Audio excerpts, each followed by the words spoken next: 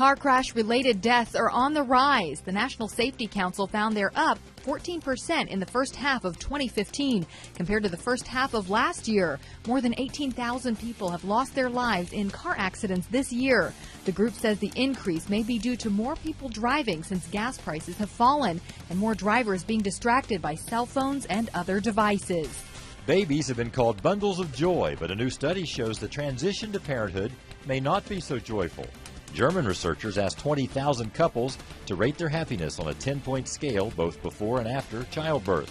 After the birth of a first child, their happiness level dropped 1.5 points in that very hard first year.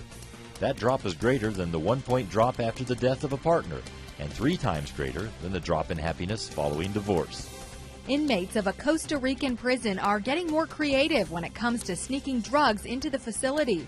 Prison authorities found a fanny pack-like pouch containing 14 grams of marijuana and 14 grams of cocaine strapped to a pigeon. They say the pigeon was trained by prisoners. The bird is now in an animal shelter.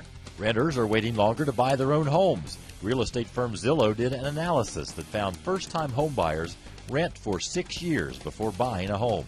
That's up from 2.5 years in the early 1970s.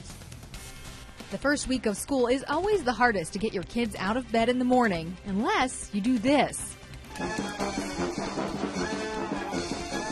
An Atlanta radio show arranged for a 5-piece ragtime band to blast this 10-year-old out of bed for the first day of school. Her mother says she practically had to drag her out of bed last year. There you go, 5 things to know before you go to bed.